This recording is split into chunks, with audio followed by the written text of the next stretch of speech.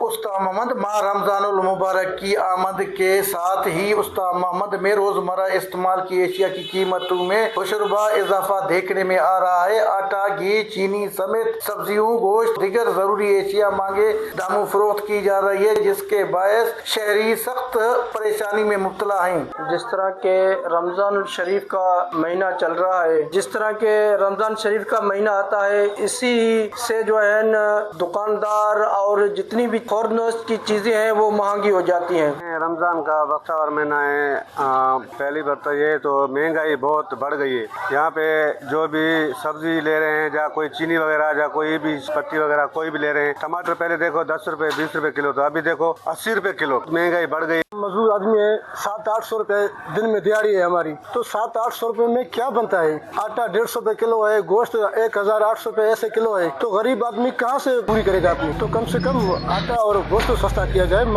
रमजान महीना है, इसमें जो है गरीब गुरबा अपना गुजारा करे। शहरियों ने सूबाई हुकूमत, कमिश्नर नसीराबाद और डिप्टी कमिश्नर उस्ताम से मुतालबा किया कि फौरी नोटिस लेते हुए एशियाई खुदोनोश की कीमतों को कंट्रोल करने के लिए अमली इकदाम किए जाए, सरकारी निर्खूनामों पर सख्ती से अमल दरामद कराया जाए और गिरा फरोशों के खिलाफ कार्रवाई अमल में लाई जाए ताकि शहरियों को रिलीफ मिल सके। कैमरा टीम के साथ अली हसन बलोच, वश न्यूज, उस्ताद मोहम्मद, बलोचिस्तान।